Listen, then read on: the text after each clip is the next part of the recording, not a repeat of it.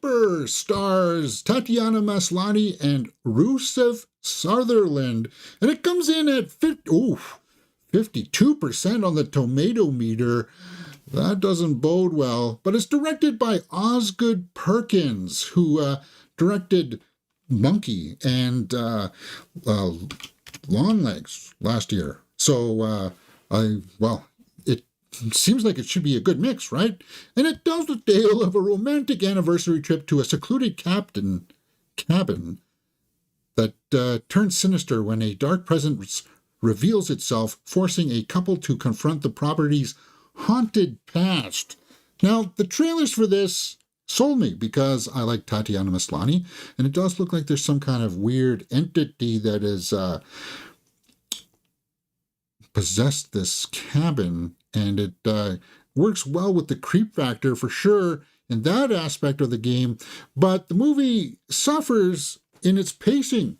It's slow, very slow. Okay, I don't mind a slow burn, but it meanders just a bit too long in the middle of this film where you're asking for some information from this movie so you can get more invested or keep interested in what's going on, and it just keeps on dangling you along this ridiculous scenario where we know that he's maybe involved in some kind of nefarious thing going on here because there's like this really weird cousin kind of thing happening, but she keeps on making the stupidest decisions that go against her character's best interests. I can leave now. Yeah, no, I'm not going to. I could run away now. I could call my friend and get some backup, but no, I'm not going to do that. It's one of those movies.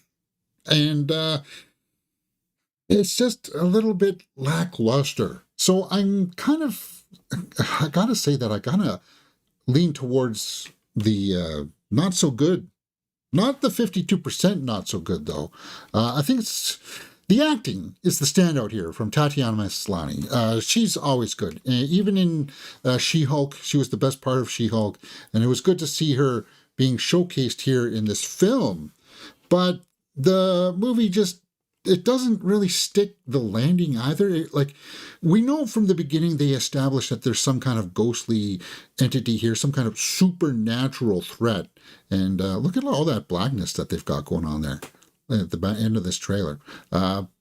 It just feels like it doesn't earn the ending because we meander so long with really ridiculous decisions. The creepy cousin that lives next door that just won't leave you alone. You're going to decide to let this person in your house and you don't even know them all that well? No, I don't buy it. So big strike against the writing for this movie. And I just kind of left going, I wanted to like this, but I can't. So with that being said, let's go over to the score sheet and start filling out some numbers for Keeper. Acting, directing, and story are out of a possible 2 points each. Cinematography and score are out of 1 point. Acting, for the most part, well, this Yusuf Sutherland guy, or Seraph, or whatever the heck his name is, pretty deadpan. He's supposed to be. I understand that. But Tatiana Maslany is worth seeing. She does a really good job with the material that she has, but her character's written so badly, so poorly. This is the best attribute that I can give this film. And maybe a little bit for the cinematography. But the directing here, because of that cinematography, I'm going to give a point here, but the execution of the story, I can't. It's got a good sense of mood, and you are truly disturbed for her in the first act. They do all of that well, but then, as I said, it just meanders. Okay, she's sitting down in the tub. Okay, then it's followed by a scene of her sitting down on the couch. Okay, and then it's just ridiculous things that just happen that would make you go, okay, I'm out of here now. I'm gone. And it's like the film cuts. It's got some very jarring cuts. And I understand that he's trying to use those cuts to add that feel of just, you don't know what's going on kind of feeling, right? Confusion. But it's not executed all that well. The story, she's worried that he's already married and she's just the side piece, like she's not really the main interest that he has. And it's kind of like, okay, well, that's an interesting idea, but overall what's going on here, there is a decent premise, granted. I just felt like this script needed another rewrite. It needed an edit. The film's already 98 minutes. Yeah. You needed to get to the big payoffs sooner and then play with those payoffs. Play with them. There's going to be some loose ends in here that people will be like, and it kind of sucks because I really liked Longlegs. I did. I thought it was borderline masterpiece. Monkey, it had its points. This, way. Yeah. Cinematography. As I said, it was well filmed. A lot of good framing. They used different aspect ratios to try to accent what they're trying to do. The score is mid. And that's where we sit right now for 4.5. Let's go over to the tomato meter again and take a look at what some of the fans and critics are saying to see if it corroborates a little bit what we've been saying here. So, Slant Magazine, Osgood Perkins mistakes obtrusiveness, I don't know, for surrealism and the oppressive atmosphere for palpable tension. Yes, you know, abstruseness. You spend a good deal of keeper forming theories of what's going on. Once everything is revealed, however, you wish you'd gone back that previous ignorance. Now that seems like a state of bliss. Yeah. So a little bit of confusion there with them. Like a lot of people just aren't understanding the narrative structure, right? As I said, there's some jarring cuts in here, and it really undermines itself. It's kind of like, guys, cardinal rules that everybody needs to follow here. If you are in a strange location like a new cabin or you're out camping, always check your surroundings. That's just the cardinal rule for everything. If you're at a new campsite, you're on the river somewhere, and you go out and you take a look at what's around here. You go to a secluded cabin. You don't want to check out what's in the basement or in the attic or what's going on. Why are these rooms set up so that none of the doors lock? That doesn't. No. Hey, there's a mysterious cake here. Your man cuts a piece of it, but doesn't eat a slice for himself. And he sits there and watches you go, eat that cake. And then you feel weird after. You're not suspicious that something's going on here? I mean, that's the kind of ridiculousness that Keeper is. And I can't let it get away with it. Audience reviews. GL, unnecessary creepy with a bad story. Kelsey, I do love Perkins' work, but the one was a little off. The story is fine. The CGI was not too bad, too amazing. The CGI was not too amazing. The acting was stellar, but all in all, it was a great idea that felt underdeveloped. And that's the perfect right there. It was a good idea, but it just wasn't developed all that well. Like, there were shades in here of some really good ideas. It just didn't land. Let's go back to the critics here and take a look at what Matt Donato said here.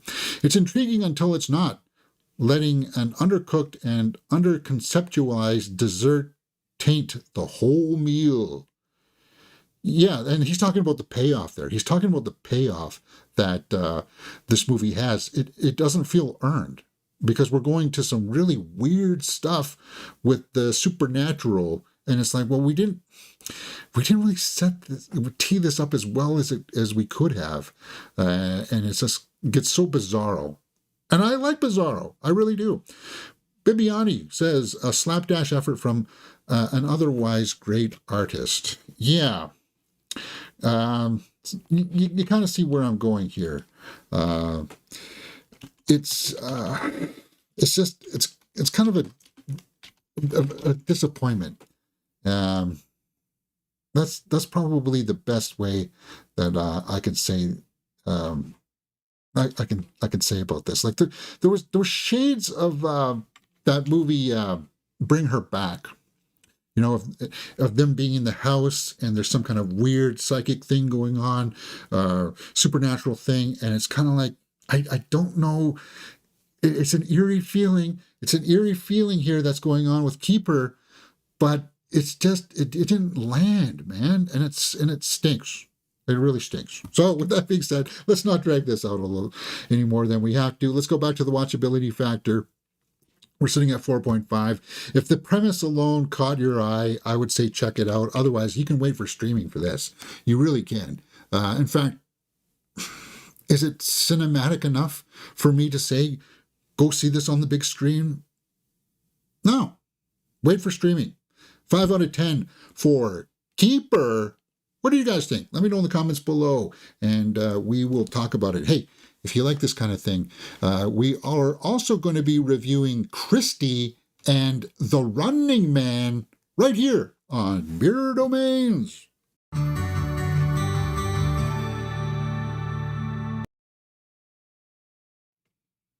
Alrighty. Yeah, what a big disappointment. Fragrance's Style says, "What's up, everyone? It's your fragrance boy. What's everyone doing today?" Well, we are reviewing movies, and we are going to reset here for Christy. I'm just gonna burn through these ones because there's not when there's not a lot of good things to say, then I don't really want to just continue to trash on the on the movie, unless it really stinks, right? All right, I'm going to turn off the YouTube chat. I'll turn it back on when we get into our main sections here. I can talk a little bit about the monsters though for Keeper. It's like the design itself. You can see here that you could see the makeup applied to the monster. So I didn't find it particularly all that scary. I wanted to. I actually took a picture of one of the monsters. That was kind of an interesting idea. I don't know if you guys can see that. Oh, of course not. Of course you can't. Yeah, it's just kind of like, you know, that toy from He-Man where Manny faces? It's kind of like that. There's just a face with eyes and all that stuff all over, and it's you can tell that they were trying. They were really, really trying, and it just didn't stick the landing. Well, this movie didn't really stick the landing either. Wait. So let's get into this. So first of all, I just want to check out my stream health. Am I doing okay? Yeah, we're doing okay. This movie came out last week, but I just want to fire off my quick thoughts about it. Christy stars Sydney Sweeney and Ben Foster, and it comes in at 66% on the tomato meter, 96% by the audience, so critics are harsh on it. The audience seems to like this film, and I gotta say that my experience with it is that I liked it because of Sydney Sweeney. She is no doubt the star of this film, and I liked pretty much all the parts that she was in, except for the parts where it just kind of like drags on towards the third act. We all know that she's in an abusive relationship, and it's kind of just thrown in at the end. Like, we hear Ben Foster at times say that, he's going to hurt her if she tries to leave, kind of thing. And it's troubling to watch her reach out for help from her family and stuff, and then her mother is like, well, you can't do that because your husband, you got to trust your husband and stuff like that, because they're traditionalists. Katie O'Brien was in this film, and it was okay. Like, Ben Foster, he plays the creepy kind of guy well. He just has this deadpan look to him, And when the violent part happens, it's really disturbing. It really is. And I think that's pulled off by the performances here, which is the standout for Christy. However, it does have a bit of a pacing issue when it comes in at 2 hours and 15 minutes. And it tells the story of Christy Martin, the most successful female boxer of the 90s. So I didn't know who Christy was. Don King appears in this movie, which was kind of interesting, because I guess he wanted to help promote. Chad L. Coleman plays him. It was an interesting look, but the standout here, aside from Sydney Sweeney, was I thought even over Ben Foster was Brian Hibbert, who plays Big Jeff, plays one of the guys that helps her on the ringside. He's a guy that comes in and helps her at the end. Well, helps her throughout, actually. Big Jeff. There he is, right there. He's kind of like, is he hurting you? And then he's kind of like, I'm going to, yeah, you trust this guy. He looks like Elvis throughout the movie. And you see him right away and it's like, okay, I trust his style. I like where this is going. But yeah, you hate Ben Foster for sure, especially after the end. Ethan Embry plays the father. Oi, you remember Ethan Embry was in Vegas Vacation as the son. Like this dorky guy plays the father. Wait, was it that long ago? Yeah, it was. So my impression was that it was too long. It would have benefited from a cut in there, because we know that things are going to go downhill. It just took a bit too long to get there. Let's go over to the score sheet and start filling out some numbers for Christy. I liked it, but it just wasn't all that memorable, which is kind of a bummer. Acting, directing, and story are of a possible 2 points. Cinematography and score are out of 1 point. Acting, I'm going to give a full 2 points because of that ensemble. Sydney Sweeney earns a lot, and the guy who plays Big Jeff also is there. But Ben Foster, he's good. He's good, but I'm reserved to say that he's really good because I've heard rumors about his personal life may mirror a little too close to home for this. So, yeah, I don't know. And it sucks because Ben Foster's a good actor. It's just, I don't know if he's struggling or whatever. But directing, technical aspects, it's well photographed. It's got some pacing issues though, for sure. I reserve the right to come back to the directing here. The story's pretty straightforward. She's in an abusive relationship. She's a good boxer.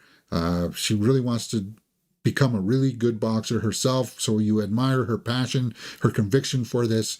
But we've seen this kind of story before, right? Okay, she wants the big match. She gets the big matches. She gets the fame and the notoriety, and then it all goes to her head, right? And then she's into this abusive relationship, and you kind of figure out how that's going. I didn't know the story going in, so it did impact me hard when we saw the actual violence go down, and I was like, that sucks. That's awful. Is this really how it's going to end? So it did have a few things in there that it was worthwhile. It was worthwhile watching. Cinematography, because there is some redemption in there for sure. Not only for her character, but for like Big Jeff as well, right? And the rest of the ring staff there. Cinematography, I think it was well shot. The fighting was watchable. Like you could see what was going on. It wasn't quick cuts or anything like that. Score, it is what it is. But let's go back to the tomato meter here and see what some of the critics and see what some of the fans were saying about this movie, because it's 66% for critics. I'm guessing it's going to be pacing, a 96 by the audience. So anybody who has gone to see this seems to have liked it. LA Times, it's all highlights and lowlights, rarely interested in the in-between stuff that makes watching all the rounds of a bout so necessary to appreciate what it means to survive this on the canvas. I don't know what that's just seems to be all over the place. It's not very focused. Christy doesn't spend enough time on Martin's interior life. No, it doesn't. Because it did feel glossed over that the abusive relationship. It seemed very glossed over. Instead, you're left wondering whether to root for a character who often acts like a jerk, whose more human side we barely get to know. Are you talking about the husband there? No, you don't like the husband right away because when they first meet, he disrespects her right away. I didn't like him from the get-go. You could tell that he was a loser. The movie making is disappointingly straightforward. Christy is no raging bull. No, it's not. And the problem with these movies is that because we've seen movies like Rocky, the fictional boxer that goes for the glory, and we've seen that before. And it sucks because this movie, actually, I think I liked it better than Smashing Machine with The Rock. I think I did like it better than Smashing Machine, but it's just these types of stories. It's it's hard to say what will make them pop unless you do fictionalize some of it, right? But the audience liked it, so let's take a look at what they're saying. Connie B, I totally enjoyed this movie. I like movies based on true life. I love tough woman who can kick ass and gain their power. Highly recommended. Monique, this was a good movie. Christy's story was very well told. This movie was awesome. He had me cheering for Christy. Such a tour de force performance, an amazing metamorphosis. She deserves an award. She's really good. No doubt about that. It's like, look at the way she looks here. And when she gets beat up and her face is all kind of messed up. I mean, from the boxing part. She really went for it. There's no doubt about that. Sydney Sweeney did a fantastic job. She's the standout. But it's just too long. Too long, and you didn't focus in on this on this relationship here. You didn't show enough of him being really detached and really great. Like, you think about it in hindsight, where he just gets freaked out about eggs or something, or they needed to ramp that up a little bit more, like demonize him fully. Then they were trying to. I felt like they pulled some punches.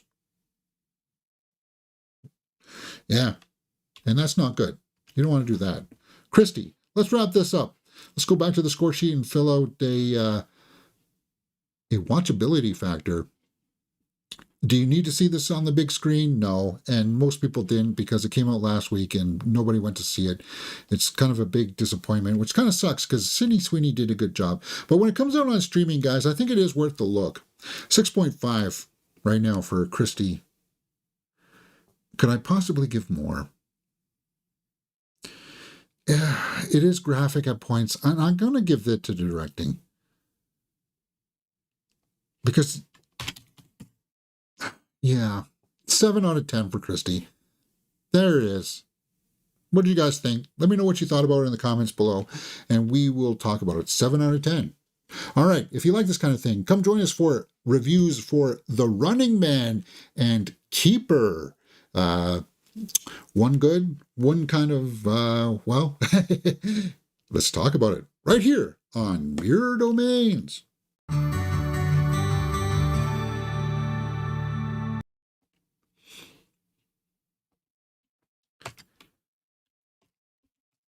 Yeah, Katie O'Brien was in Christy, and I was told that she did a good job, but she's barely in it. And I like Katie O'Brien quite a bit, actually. I think she's got a great talent, and I wish more people would jump on that bandwagon, but it is what it is. Alrighty.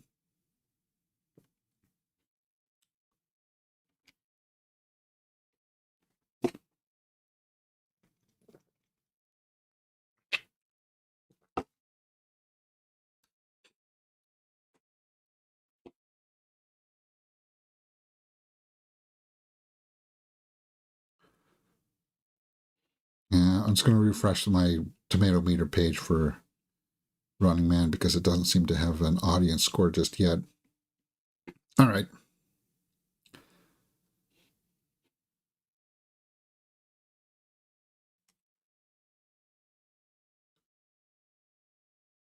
The Running Man stars Glenn Powell, Josh Brolin, and Coleman Domingo, and comes in at 64% on the tomato meter. So the critics are a little bit meh, but I think fans will like this movie. It's directed by Edgar Wright, and if you saw the trailers for this, Glenn Powell's got the physique, he's got the star power to carry this film, and I guess let's get the elephant out of the room right away. People are going to compare this to the Arnold version. Is it the same? No. They are both based off of Stephen King's short story or whatever, right? We know that the Arnold version was more kind of like a comedy actioner because it was full of his one-liners. This was a little bit more of a serious take on the material, and it suffers from one big problem. It's too long. It's way too long. And it dwells on stuff that's, well, not all that important to the consequences of what this movie is trying to set up. Okay, it is different from the Arnold version because he's not forced to run the Running Man. And this one, he kind of volunteers to be in the Running Man to help his family out because society's just down. They're down on their luck. The kid needs medication and stuff like that. The standout, no doubt, here is Glenn Powell. And yes, Josh Brolin kind of chews up the scenery as well. Same with Coleman Domingo. Coleman Domingo is this is the type of role for an actor where you're just like, okay, I get to play. I'm going to ham it up. I get to be way over the top, and I'm just going to have fun with this role. And that's exactly what Coleman he delivers that perfectly. The action is not as intense as I thought it was going to be, which kind of bums me out because there's a lot of running, yes, but there's also a lot of hiding, a lot of waiting for the dust to blow over in this movie, and that will drag down the pacing for a lot of people. And these are the hunters. That's something that I guess we sort of have to talk about as well, because the hunters, the hunters in the original Running Man were a little bit more flavorful, right? With Sub-Zero and Dynamo. they really played into the over the top thing, and you don't get that in this version of the Running Man. You don't. And once you realize that, then I think you should be okay, because Glenn Powell is a good actor. As I said, he does carry this well. William H. Macy shows up for some reason. And yes, you get to see him shirtless. And at one point, I do think you get to see him bottomless as well, but from behind. The towel here does fly off. So if that's your then there's going to be things in here for you to like. But it is too long. We know the setup for this. We know that he eventually has to have a reason for him being in the Running Man. We know that there's going to be people hunting him. We know there's going to be a little bit of a political aspect to this film where it's kind of like it's him against the man kind of thing. But it's just spending way too long of him just hunkering down and waiting in these houses in rundown apartment buildings where it's like, okay, you could have cut some of this out and extended the end part, which was kind of more interesting, because we know that Josh Brolin's character is the stereotypical TV producer that says, okay, blow it all up. Let's get some big numbers in here. You know what? This will look big and fancy if we can have some more people die.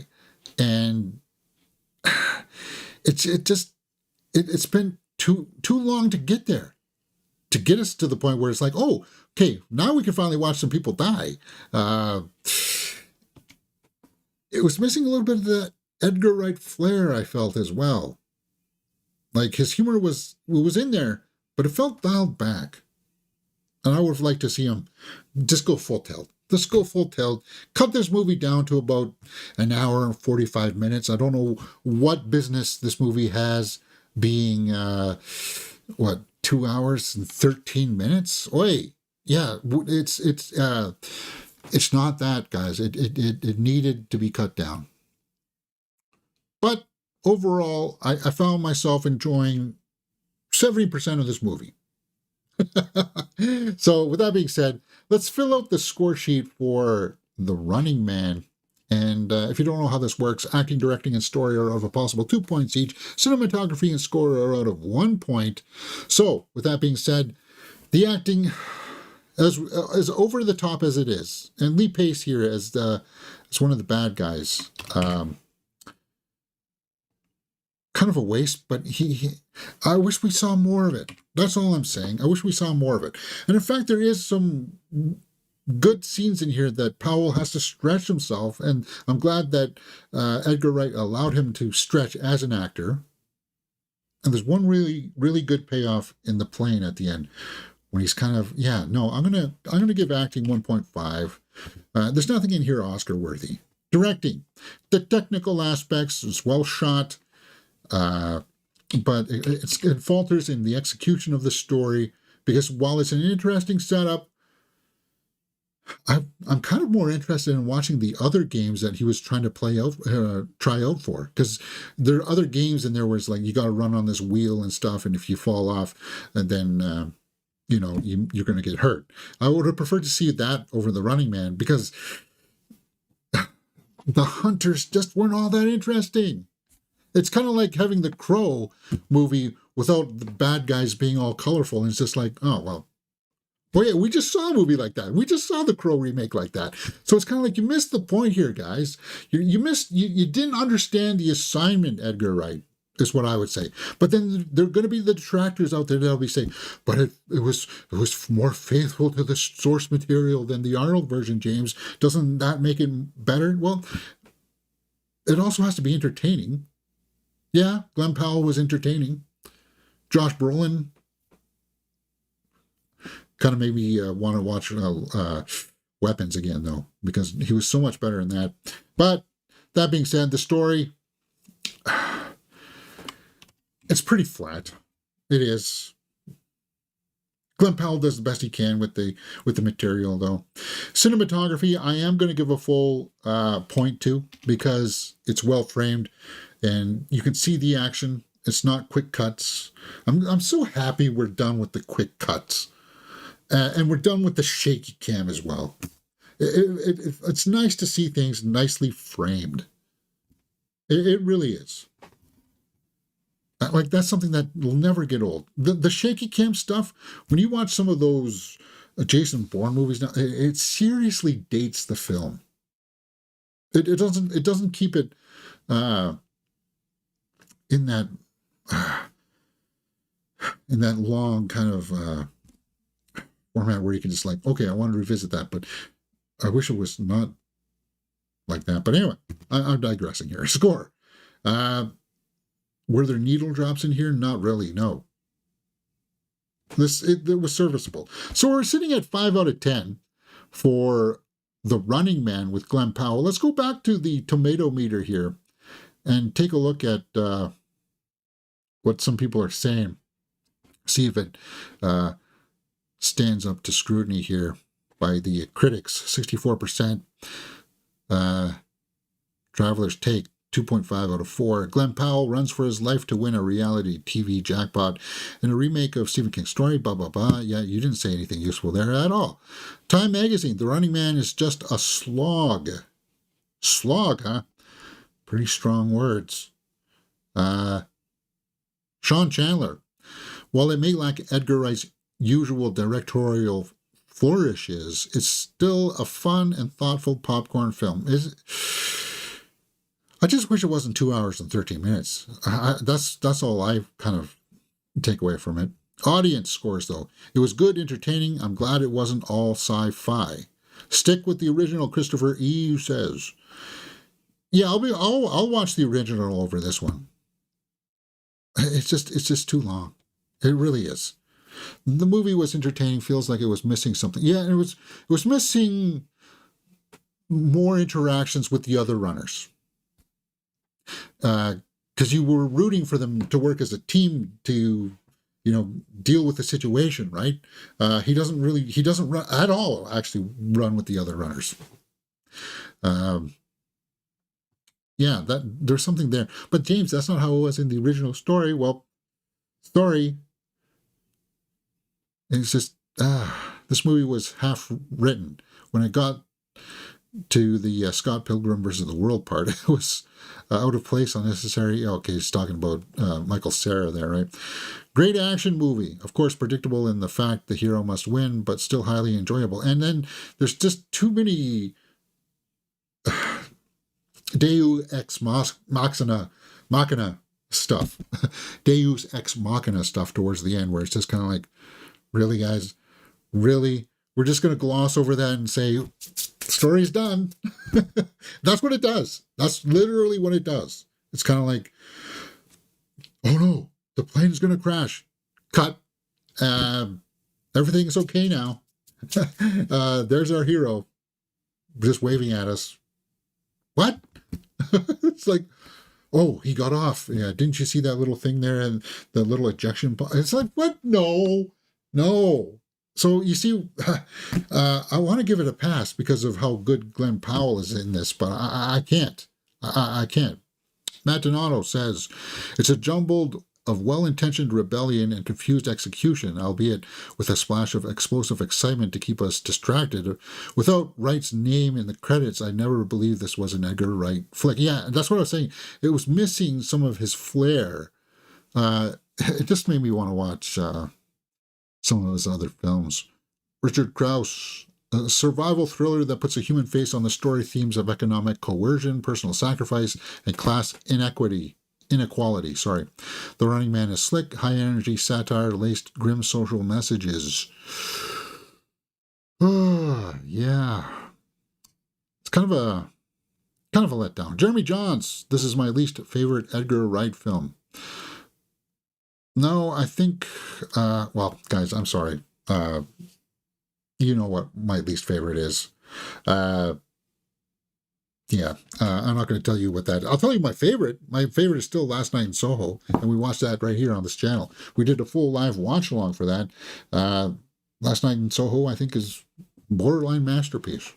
That was an interesting attempt, but in all seriousness, I think when you're done with it too, you'll be like, well, you know what? I kind of want to go back and watch the Arnie version. You know, you miss all of those great one-liners. You know. Here's Sub-Zero. Now, Plane Zero. Yeah. Yeah. You're not going to get that in this, and it's a shame because you know that Edgar Wright can deliver that. You know he can.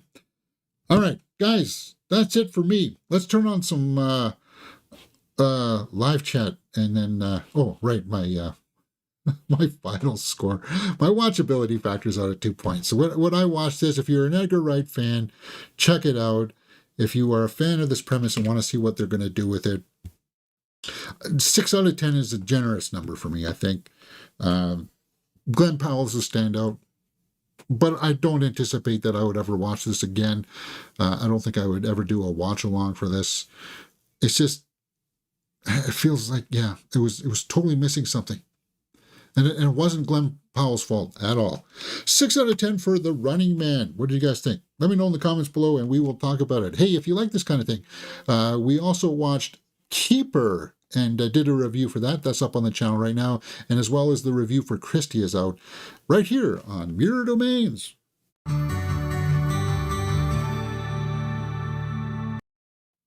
All right, let's take some live comments here. Turn on the YouTube chat again.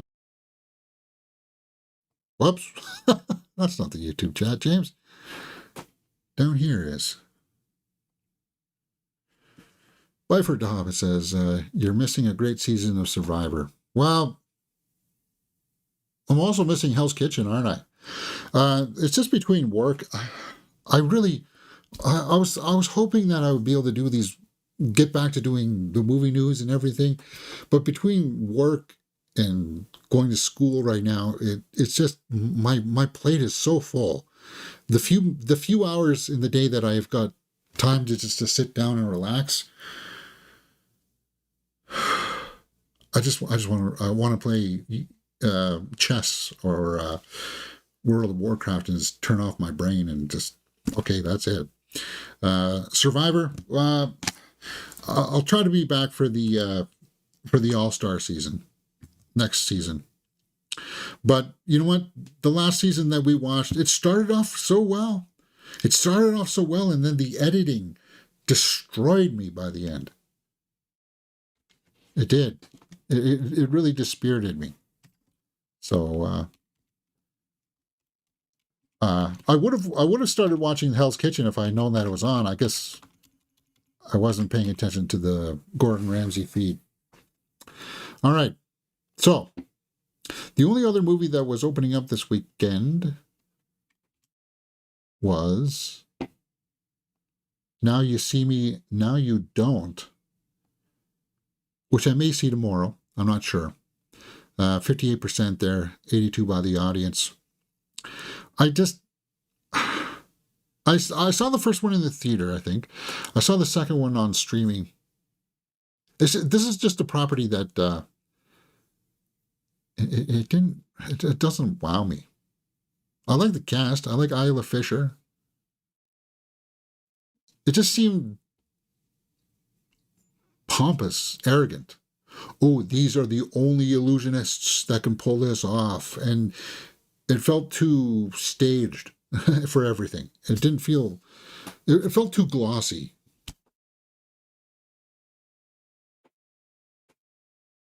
We'll see. Audience seems to like it though, 82%. As I said, I might be able to go out and see it tomorrow. It really depends. Alrighty, guys. That's it for me. Let me know what you thought about some of these movies, and we will talk about it right here. Enjoy your weekend, and I'll see you next time right here on Mirror Domains.